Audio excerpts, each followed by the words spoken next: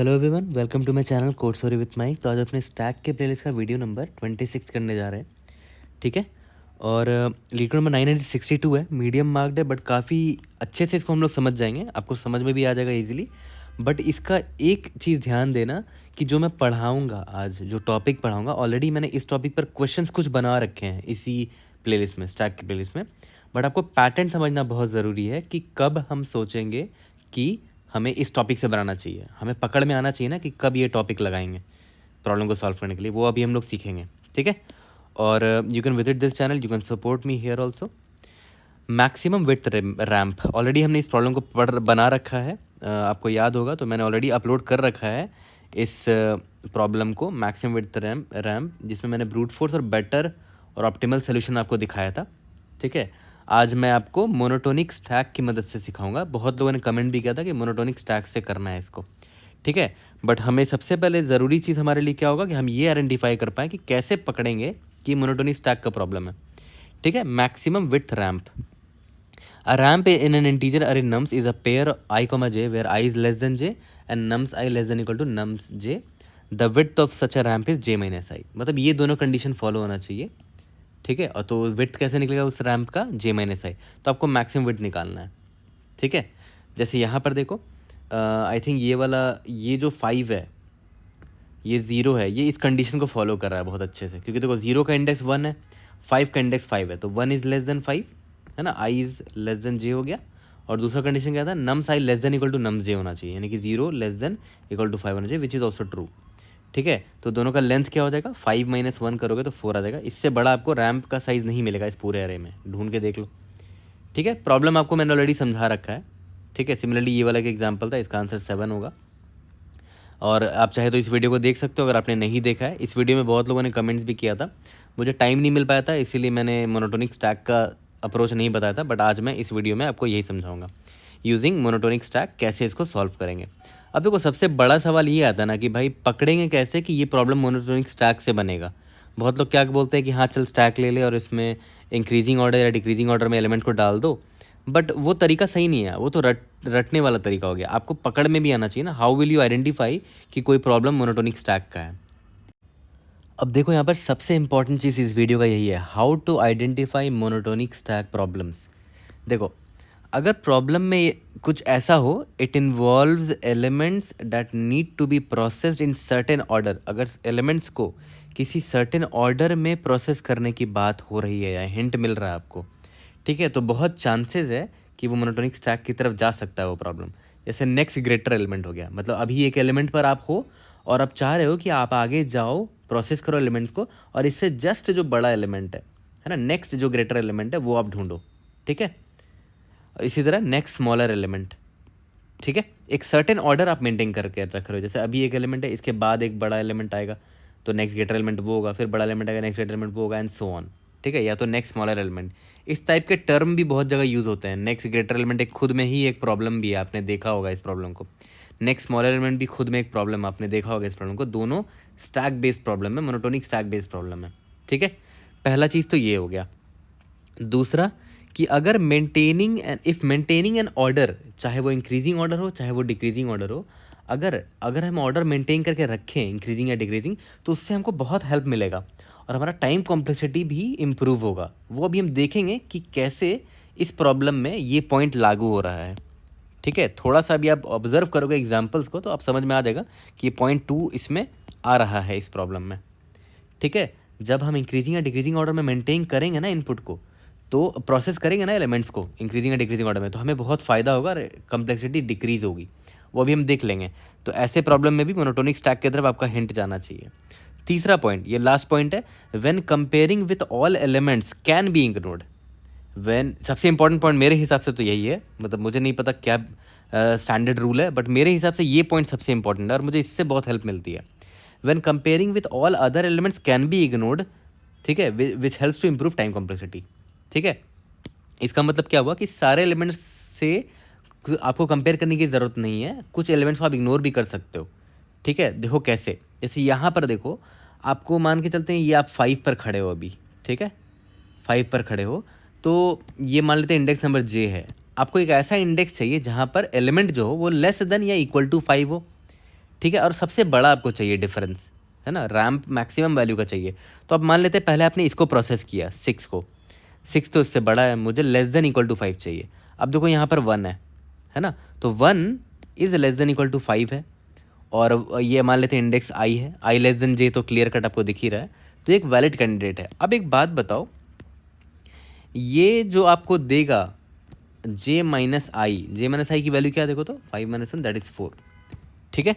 आपको जो अभी जो आंसर मिला है दैट इज़ 4, इससे बेटर आपको मिल सकता है क्या अगर आप यहाँ पर खड़े रहोगे तो?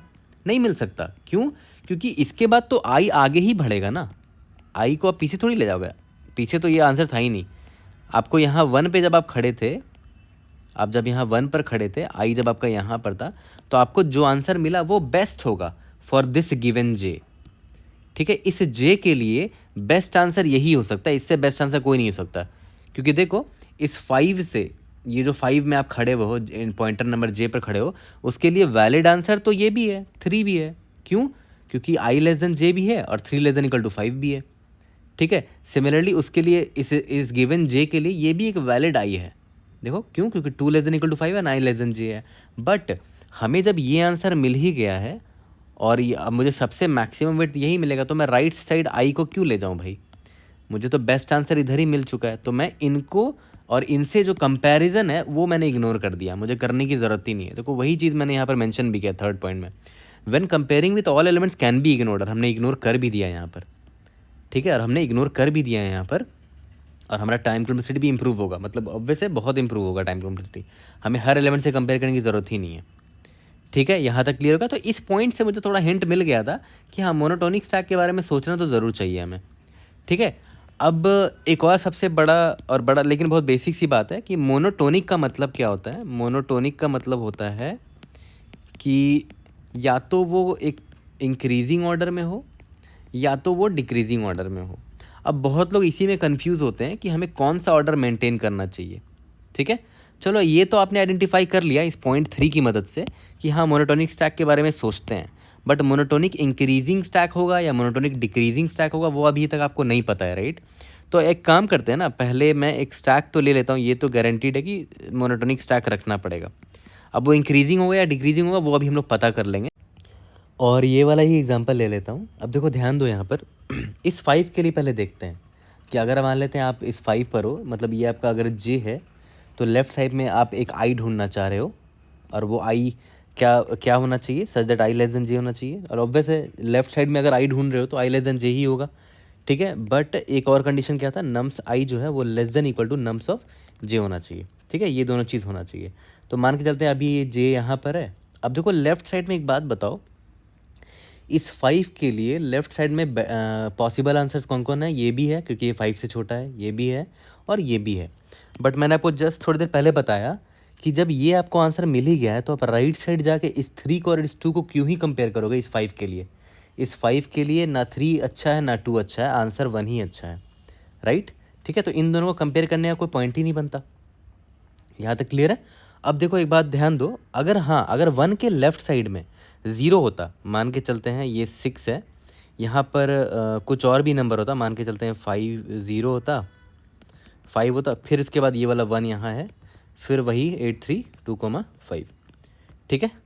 अगर इस 1 के लेफ्ट साइड में देख रहे हो यहाँ पर 0 है लेफ्ट साइड में, तो इस 5 के लिए ये 0 ज़्यादा बेटर आंसर होता, ना ही 1 अच्छा आंसर होता, ना ही 3 ना ही 2 अच्छा आंसर होता, ठीक है। यहाँ तक क्लियर है? इसका मतलब क्या हुआ कि अगर हम इस स्टैक में इन एलिमेंट्स को डालना चाहते हैं, तो अगर आप नोटिस करो इस 0 के बाद ये एक बड़ा एलिमेंट है, राइट। 0 के बाद जो 1 है या 3 है या जो 2 है वो 0 से बड़े हैं, राइट। तो 0 के बाद बड़े एलिमेंट डालने का कोई पॉइंट ही नहीं है, क्योंकि इस 5 के लिए ना 2 काम का है, ना 3 काम का है, ना 1 काम का है, जो सबसे छोटा एलिमेंट है वो काम का है। तो इस 0 को अगर मैं यहाँ डाल देता हूँ तो इस 0 के बाद मैं 1 को या 3 को या 2 को क्यों ही डालूँगा? इस 0 से बड़ा एलिमेंट मैं आगे क्यों ही डालूँगा? डालना चाहिए तो छोटा एलिमेंट डालना चाहिए, ठीक है। इस 0 से बड़ा एलिमेंट को मैं क्यों डालूँगा? ये मेरे काम का है ही नहीं, ना 1 या ना 3 ना 2, ठीक है। तो यहाँ से मुझे एक अंदाज़ा लगा कि मैं इंक्रीजिंग ऑर्डर में नहीं डिक्रीजिंग ऑर्डर में मुझे डालना चाहिए, ठीक है। मुझे डिक्रीजिंग ऑर्डर में डालना चाहिए, क्योंकि देखो इस 0 के बाद ये जो 1, 3 और 2 जो है, जो वैलिड आंसर है वो 0 से बड़े हैं, तो ऑब्वियस है वो मुझे बेटर आंसर नहीं दे सकते, राइट? यहाँ तक क्लियर है? ओके। तो अगर मैं सेम दिमाग लगाऊं कि अच्छा चलो ठीक है, डिक्रीजिंग ऑर्डर में मुझे एलिमेंट्स अगर मिलेंगे तो मैं उनको डालूंगा, तो देखते हैं ये काम करता है कि नहीं, ठीक है? अब बहुत बार मैं पता है मैं क्या करता हूँ, मैं ब्लाइंडली एक बार इंक्रीजिंग ऑर्डर में करके देख लेता हूँ और एक बार डिक्रीजिंग ऑर्डर में करके देख लेता हूँ, किसी एक से तो आंसर आ ही जाता है, राइट? तो यहाँ पर हमें हल्का सा हिंट मिला है कि हाँ देखो, जैसे इस 5 के लिए 0, 1 और 3 और 2 ये चारों कैंडिडेट थे, बट ज़ीरो अगर मुझे आंसर मिल ही गया तो मुझे 1 से मतलब नहीं है, 3 से मतलब नहीं है, 2 से मतलब नहीं है, क्योंकि ये लोग 0 से बड़े हैं। तो इंक्रीजिंग ऑर्डर में रखने का कोई फ़ायदा ही नहीं है, हमेशा डिक्रीजिंग ऑर्डर में रखने की कोशिश करेंगे। तो अगर मैं डिक्रीजिंग ऑर्डर में रखूँ तो देखता हूँ कि मुझे आंसर मिलता है कि नहीं, ठीक है? तो पहले हम लोग क्या करेंगे, इस स्टैक में जितने भी एलिमेंट्स हैं, है ना, उसको प्रोसेस करेंगे। सबसे पहले ये एलिमेंट मिला 6, तो अभी तो स्टैक एम्प्टी है ना, तो चलो स्टैक में डाल देते हैं इसको, ठीक है? यहाँ तक क्लियर है? और यहाँ पर जनरली हम लोग क्या करते हैं, इंडेक्स डालते हैं स्टैक पे, क्योंकि हमें लेंथ ना निकालना है, तो इंडेक्स की मदद से हम लेंथ निकाल सकते हैं। रैम्प का लेंथ ही तो निकालना है, तो मैं इंडेक्स डाल दिया। 6 का इंडेक्स क्या है, 0, और उस इंडेक्स 0 में कौन सा एलिमेंट है, 6, वो मैं यहाँ लिख देता हूँ ताकि हम भूले नहीं, ठीक है? इसके बाद मैं आया इस एलिमेंट पर। अब देखो मैंने क्या बोला था कि हम डिक्रीजिंग ऑर्डर में एलिमेंट्स को रखेंगे, इंक्रीजिंग में नहीं रखेंगे। तो पहले तो मैं देखूंगा स्टैक के टॉप पर कौन सा एलिमेंट है, स्टैक के टॉप पर 6 है, और अभी जो एलिमेंट है वो 1 है, ऑब्वियसली डिक्रीजिंग है ना, मतलब करंट एलिमेंट जो है वो छोटा है मेरे स्टैक के टॉप से, तो मैं इसको रख सकता हूँ। तो मैं एलिमेंट को नहीं रखूँगा, उसके इंडेक्स को रखूँगा। इंडेक्स क्या है, 1 है। इंडेक्स 1 में कौन सा एलिमेंट है, इंडेक्स 1 में 1 एलिमेंट है, ठीक है? अब मैं यहाँ पर आ गया। अब देखो ध्यान देना, ये एलिमेंट जो है 8, क्या ये स्टैक के टॉप से छोटा है? नहीं, छोटा नहीं है, बड़ा है, मतलब इंक्रीजिंग ऑर्डर हो जाएगा, तो मैं इसको नहीं रखूँगा, ठीक है? क्योंकि देखो फ्यूचर में कोई भी एलिमेंट आएगा उसके लिए ये 8 आंसर क्यों ही होगा, जब 8 से छोटा एक एलिमेंट यहाँ प्रेजेंट है तो उसका आंसर यही ना होगा, ऑब्वियस सी बात है, ठीक है? तो 8 को मैं क्यों ही रखूँगा, तो 8 जो है स्टैक के टॉप से बड़ा है, मतलब इंक्रीजिंग ऑर्डर में हो जाएगा, तो 8 को मैं नहीं रखा स्टैक के टॉप पे। फिर आया 3, तो 3 को देखो ध्यान से, ये भी स्टैक के टॉप से बड़ा है, ये इंक्रीजिंग ऑर्डर हो जाएगा, तो मैं इसको भी नहीं रखूँगा स्टैक के टॉप पर। फिर 2 आया, 2 भी स्टैक के टॉप से देखो, ये 2 भी स्टैक के टॉप से बड़ा है, स्टैक के टॉप में 1 है ना, और ये 2 जो है उससे बड़ा है, तो ऑब्वियसली मैं इसको भी स्टैक पे नहीं रखूँगा। मैं चाहता हूँ डिक्रीजिंग ऑर्डर में रहे, इंक्रीजिंग में नहीं रहे। ये 5 है और यहाँ पर स्टैक के टॉप में 1 है, तो ये भी बड़ा हो जाएगा, तो डिक्रीजिंग ऑर्डर में मुझे चाहिए, तो इंक्रीजिंग हो रहा है, तो मैं इसको भी नहीं रखूँगा। तो हमारे स्टैक में सिर्फ यही दोनों एलिमेंट रखाएंगे, 6 और 1, ठीक है? 6 और 1 ही रखाएंगे। और अब देखना आंसर निकालते वक्त भी ना यही दोनों एलिमेंट काम आएंगे आपके, इसके बाद वाले एलिमेंट्स क्यों ही काम आएंगे, है ना? अब देखो ध्यान दो, ये तो हमने स्टैक में इंक्रीजिंग या तो डिक्रीजिंग ऑर्डर में रख दिया। मोनोटोनिक स्टैक में सबसे पहले हम लोग यही करते हैं, तो यहाँ पर देखो हमने डिक्रीजिंग फैशन में रखा है, और क्यों डिक्रीजिंग में रखा वो भी हमें हिंट मिल गया था। बट अगर आपको कुछ भी नहीं समझ में आता है तो एक बार इंक्रीजिंग करके चेक मार लेना, एक बार डिक्रीजिंग करके चेक मार लेना, आंसर आ जाता है किसी ना किसी से। तो देखो यहाँ मैंने डिक्रीजिंग में रखा है। अब देखो याद करो, इससे पहले वाले अप्रोचेज में हम लोग क्या करते थे, मान लेते इस 5 को पकड़ा और लेफ्ट साइड से सबसे छोटा एलिमेंट ढूंढते थे, तो इसको ये मिल जाता था, ठीक है? तो 5 माइनस, इसका इंडेक्स 5 है, इसका इंडेक्स 1 है, तो 5 - 1 = 4 मिलता था। ये रैम्प का विड्थ होता था, ठीक है? तो हम ये रैम्प का एक वैल्यू यहाँ पर ले लेते हैं, अभी इसका वैल्यू 0 रख लेते हैं, और हम लोग आंसर निकालते जाएंगे और इसको अपडेट करते चले जाएंगे। तो सबसे पहला है मेरा ये वाला, ठीक है? सबसे पहला एलिमेंट 5 है, ओके? और इंडेक्स नंबर 5 पर हूँ मैं, मान लेते हैं इसको कुछ भी मान लो, इसको J मान लेते हैं, ठीक है? तो अब देखो ध्यान दो, ये 5 है, राइट? अब स्टैक के टॉप पर देखो जो एलिमेंट है, क्या वो 5 से छोटा है? यस, स्टैक के टॉप में एलिमेंट है वो 1 है और 5 से छोटा है, इसका मतलब क्या हुआ, 1 इज़ <= 5 है, ये कंडीशन तो सेटिस्फाई हो ही गया, ठीक है? और स्टैक के टॉप में जो इंडेक्स है, मतलब 1 का जो इंडेक्स है वो भी 1 है, और ऑब्वियसली वो मेरे J से छोटा है, ठीक है? तो ये दोनों कंडीशन सेटिस्फाई हो गया, मतलब ये एक वैलिड कैंडिडेट है। तो मैं इसको क्या करूँगा, बोल दूंगा कि J - I is a good answer. J मेरा 5th इंडेक्स में हूँ, स्टैक के टॉप में 1 था, ये एक रैम्प का मुझे एक वैल्यू मिल चुका है, ठीक है? अब मुझे एक बात बताओ, बहुत इंपॉर्टेंट क्वेश्चन मैं अभी आपसे पूछने जा रहा हूँ यार, इसका आंसर आप खुद दोगे।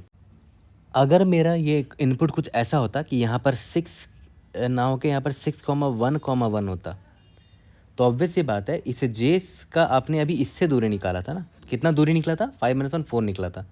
अब देखो ध्यान दो, इस 1 के बाद एक और यहाँ पर 1 है, इससे भी इसकी दूरी और बेटर निकलेगी, है ना? ऑब्वियस है, 5 - 0 मतलब ये, मतलब जो भी है, मतलब इंडेक्स कुछ और हो जाता ना फिर तो 0 1 2 3 4 5 6 होता, पहले वाले 1 से इस 5 का दूरी कितना है, 6 माइनस 2 दैट इज़ 4। लेकिन दूसरे वाले 1 से इस 5 की दूरी कितनी है, 6 माइनस 1 दैट इज़ 5। तो और बेटर आंसर आपको मिल जाता। ठीक है, मैं आपको इसलिए ये वाला इसलिए बोल रहा हूँ क्योंकि अभी मैं और चेक करूँगा। जैसे इस 1 से तो आपने दूरी निकाल ही ली है, स्टैक के टॉप में जो 1 था। ठीक है, अब इसको पॉप करके मैं देखूंगा कि और भी कोई एलिमेंट है जिससे और बेटर दूरी मुझे मिल सकती है, तो वो मैं चेक करना चाह रहा हूँ बस।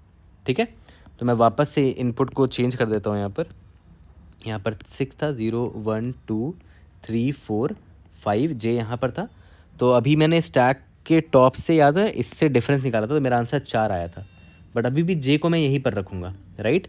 मैं देखूँगा कि इसको मैंने पॉप किया है तो इसके बाद का जो एलिमेंट है ये 0 है ना, इंडेक्स नंबर 0 है, तो एलिमेंट कौन सा है, 6 है। बट 6 जो है वो ग्रेटर दैन 5 है, तो ऑब्वियस है ये मेरा वैलिड कंडीशन नहीं होगा। तब मैं यहाँ जे को आगे बढ़ा दूंगा, जे फिर यहाँ पर आ जाएगा। फिर मैंने देखा कि 2, ये 2 है और स्टैक के टॉप में 6 है, तो ये भी गड़बड़ है, मैं इसको कंपेयर नहीं कर सकता क्योंकि 2 जो है वो लेस देन 6 है ना। ये हमारे कंडीशन को सेटिस्फाई नहीं कर रहा। हमें क्या चाहिए था कि नम्स ऑफ आई जो है ना less than equal to nums of J होना चाहिए। ठीक है, तो फिर यहाँ पर आ गया, जे को यहाँ ले आया, ये भी देखो 6 से छोटा है। फिर जब यहाँ पर जे आया तो मैंने देखा कि अच्छा 6 जो है इससे छोटा है, मतलब ये जो नम्स ऑफ जे जो है 8 वो स्टैक के टॉप से बड़ा है। स्टैक के टॉप में कौन सा एलिमेंट है, 0th इंडेक्स वाला एलिमेंट है। 0th इंडेक्स में कौन सा एलिमेंट है, 6 है। ठीक है, 6 है, और ये देखो लेस देन इक्वल टू 8 है, और जे मेरा इंडेक्स 2 को रिप्रेजेंट कर रहा है और स्टैक के टॉप पे इंडेक्स 0 है, तो ऑब्वियस सी बात है I is less than equal to J भी फॉलो हो रहा है, तो ये भी एक वैलिड आंसर है। बट इसका डिफरेंस निकालते हैं, जे माइनस आई कितना होगा, करंट इंडेक्स क्या है, 2 है, स्टैक के टॉप में इंडेक्स क्या है, 0, 2 माइनस 0 दैट इज़ 2 आ गया, which is not a better answer, right. अभी आंसर मेरे पास और बेटर है 4, तो मेरा आंसर 4 ही रह गया। ठीक है, तो इस 8 को मैंने 6 से कंपेयर किया, तो फिर मैं इसको पॉप करूँगा, देखूँगा कोई बेटर आंसर मिलेगा क्या। तो जैसे ही स्टैक एम्प्टी हो गया मैं वहीं पर रुक गया, मेरे रैम्प का आंसर देखो 4 है। ठीक है, यहाँ तक क्लियर है। अब याद करो, थोड़ी देर पहले मैंने आपको एक चीज़ बताया था कि हमारे इनपुट में कुछ ऐसा भी तो हो सकता था, 6,1,1 8 3,2,5। तो इस केस में आप स्टैक में क्या डालते वो देखो, डिक्रीजिंग ऑर्डर में रखना है। तो अभी तो स्टैक एम्प्टी है तो 6 को मैंने रख दिया, उसके बाद 1 आया, तो 1 तो 6 से छोटा है तो इसको भी डाल दिया। उसके बाद 1 आया, 1 इस स्टैक के टॉप से छोटा नहीं है बट इसके इक्वल है, तो इसको भी हम डाल देंगे, है ना। और क्यों डालेंगे वो भी जस्ट मैंने आपको बताया, क्योंकि देखो इस 5 का आप जब इस 1 से दूरी निकालोगे तो आपको डिस्टेंस मिलेगा कुछ ये, बट इसको जब हटाओ पॉप करोगे स्टैक से, तो अब फिर दूसरे वाले 1 से आप कंपेयर करोगे, इस वाले 1 से कंपेयर करोगे, तो इसकी दूरी ज़्यादा है और बेटर आंसर मिलेगा। इसीलिए हमें डिक्रीजिंग ऑर्डर में नहीं, मतलब इक्वल भी हो सकता है, उस फैशन में रखेंगे एलिमेंट को।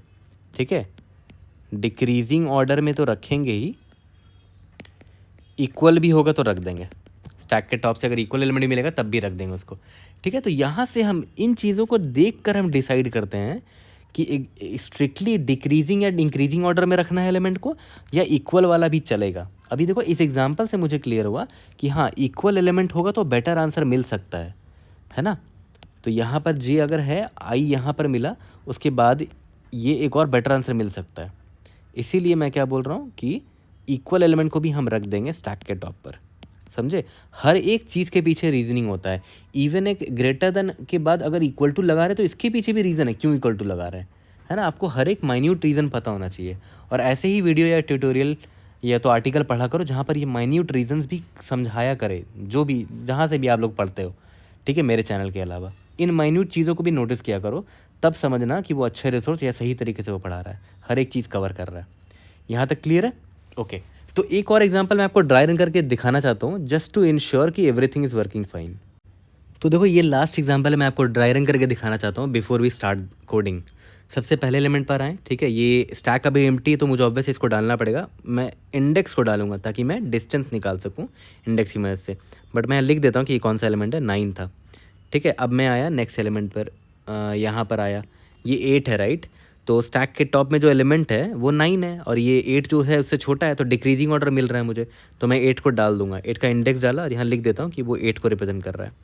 ठीक है, उसके बाद देखो 1 मिला, तो 1 ऑब्वियस है, स्टैक के टॉप में जो एलिमेंट उससे छोटा है, तो उसका इंडेक्स क्या है, 2 है। मैं यहाँ पर 1 लिख देता हूँ। उसके बाद 1 के बाद यहाँ पर 0 है, राइट। इसका इंडेक्स है 3, और ये 0 यहाँ पर, सॉरी इसका इंडेक्स है 3 और एलिमेंट 0 है, ठीक है। ओके, इसके बाद देखो ये 1 मिला मुझे, ठीक है। अब ये जो 1 है वो स्टैक के टॉप से बड़ा है, तो मुझे इंक्रीजिंग ऑर्डर नहीं चाहिए, मुझे छोटा मिलता तभी मैं डालता। ये भी देखो स्टैक के टॉप से बड़ा है, ये भी स्टैक के टॉप से बड़ा है, ये स्टैक के टॉप से इक्वल है, तो मैं इसको डाल सकता हूँ, है ना। इसको मैं डाल देता हूँ। एलिमेंट इंडेक्स क्या है 7 है और एलिमेंट क्या है 0 है, ठीक है। ये स्टैक के टॉप से बड़ा है, इसको नहीं डालूंगा। ये स्टैक के टॉप से बड़ा है, इसको भी नहीं डालूंगा, ठीक है। तो स्टैक में मेरा पॉपुलेशन हो चुका है। अब मैं स्टार्ट करता हूँ। जे पॉइंटर यहाँ पर स्टार्ट किया मैंने, ये मेरा जे पॉइंटर है, ठीक है। ये जो एलिमेंट है ये 1 है, स्टैक के टॉप में कौन सा एलिमेंट है 0 है, इसका इंडेक्स क्या है 7 है। तो और ये करंट जे कौन सा इंडेक्स पे है 9 पर है, तो रैम्प का वैल्यू क्या निकल के आ गया J minus I, that is 9 minus 7 that is 2, ठीक है। एक बेटर आंसर मिला है, पहले रैम्प की वैल्यू 0 रखी थी मैंने, ठीक है। अब मैं बोलूँगा कि ठीक है इसको मैं पॉप कर देता हूँ, सॉरी इसको मैं पॉप कर देता हूँ, हो सकता है बेटर आंसर मिल जाए, तो मैंने इसको पॉप किया। अब देखो ये जो एलिमेंट है 0 है, और अभी जो जे जहाँ पॉइंट कर रहा है, जे यहाँ पर पॉइंट कर रहा है वो 0 से बड़ा है, तो ऑब्वियस सी बात है।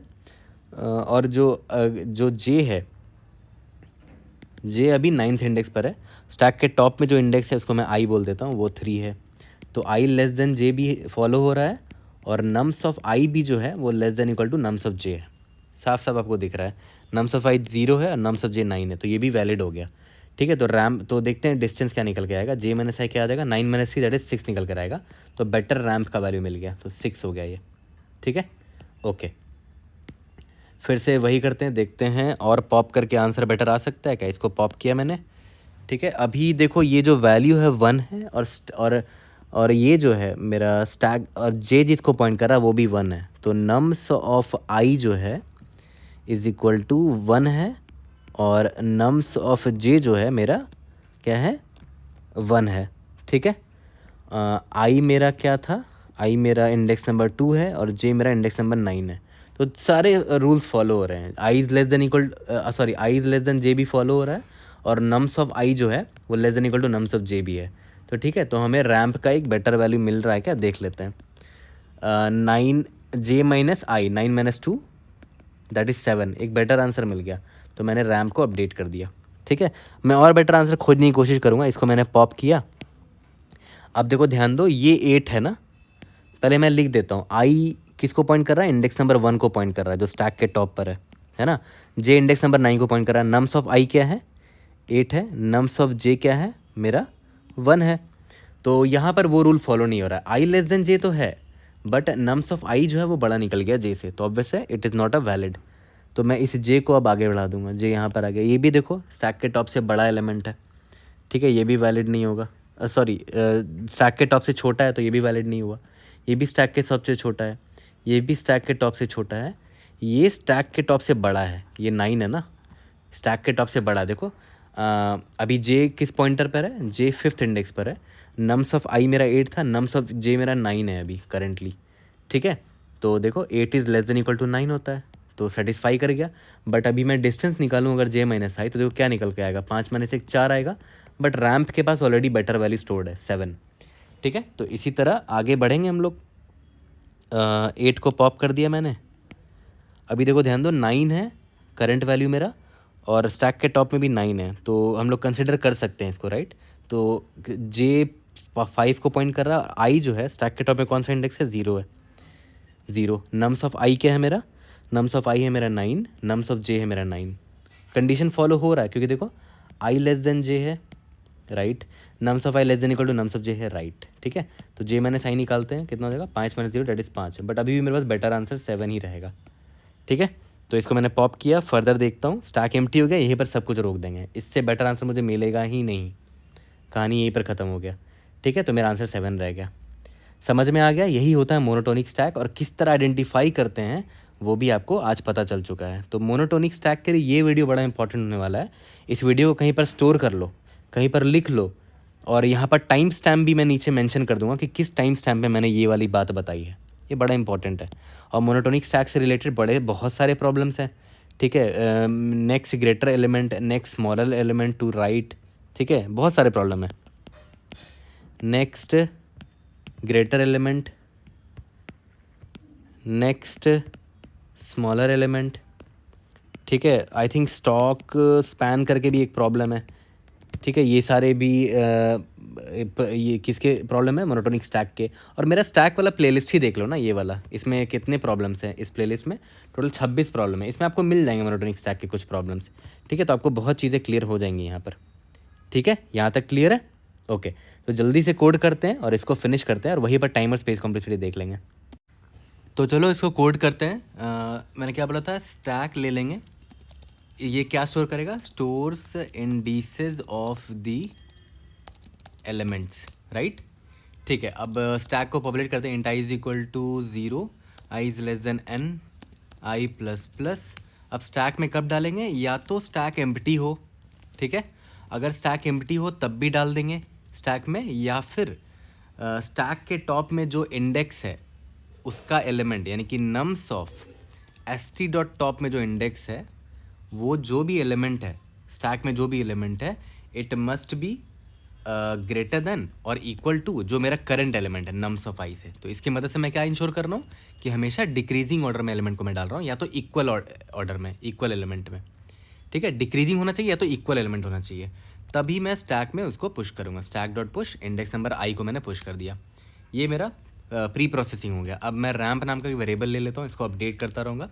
Int j is equal to n-1 से स्टार्ट करेंगे, while j is greater than equal to 0, तब तक मैं चलाता रहूँगा, ठीक है। वाइल, अब देखो ध्यान देना, मैंने क्या बोला था कि कब तक मैं कंपेयर करके रिजल्ट निकालता रहूँगा, जब तक nums of st dot top, stack के टॉप में जो इंडेक्स है वो वाला जो एलिमेंट है, मतलब स्टैक के टॉप में जो भी एलिमेंट है, अगर वो less than equal to nums of J हुआ, ठीक है।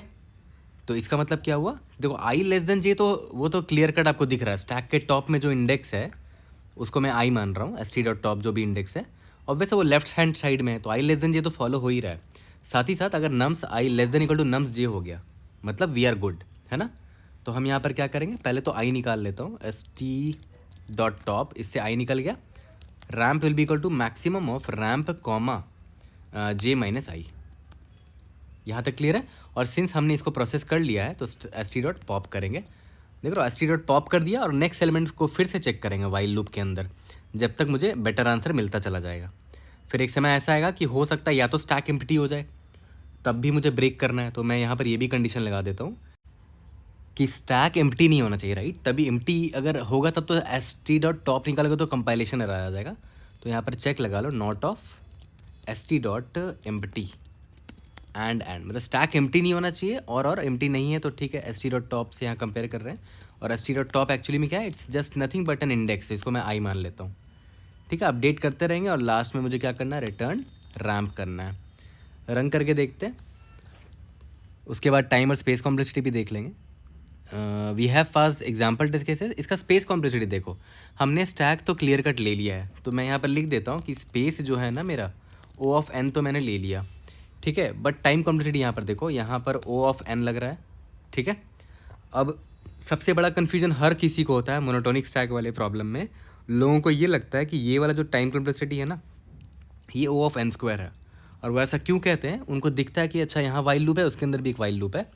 कभी भी मोनोटोनिक स्टैक या तो इस तरह के प्रॉब्लम्स का टाइम कॉम्प्लेक्सिटी ऐसे नहीं निकाला करो, हमेशा ये देखा करो कि जो एलिमेंट्स है उसको आप कितनी बार ओवरऑल विजिट कर रहे हो, ठीक है। तो अगर आप ध्यान दोगे ना इस पूरे कोड में अगर आप ध्यान दोगे ऊपर से नीचे तक, तो आपको ये रियलाइज़ होगा कि एक एलिमेंट को आप मैक्सिमम एक ही बार पुश करते हो स्टैक में, और मैक्सिमम एक ही बार आप उसको पॉप करते हो। तो कोई भी एलिमेंट एक बार 2 बार से ज़्यादा बार विजिट होगा ही नहीं।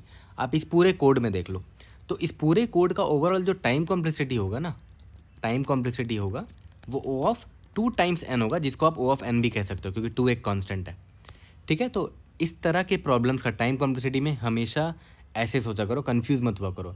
यहाँ पर ओ ऑफ एन लगा क्योंकि हमने हर एक एलिमेंट को एक बार तो विजिट किया, यहाँ पर भी ओ ऑफ एन ही लगेगा, ठीक है, क्योंकि उसी एलिमेंट को मैं एक बार ही पॉप करूँगा, उससे ज़्यादा बार मैं उस एलिमेंट को छूऊंगा भी नहीं। वो एक बार पॉप हुआ और वो ख़त्म हो जाएगा उसका कहानी। यहाँ तक क्लियर है, ये बहुत इंपॉर्टेंट है, और इसका टाइम कॉम्प्लेक्सिटी पर इंटरव्यू पर डिस्कशन हो सकता है, गारंटीड है, अगर ऐसा प्रॉब्लम इंटरव्यूअर ने पूछा है तो, ठीक ठीक है, सबमिट करके देखते हैं, we should be able to pass all the test cases. अगर आपको कोई भी डाउट होता है, raise it in the comment section, please note down this approach, this is going to be very important in future problems also. See you in the next video, thank you.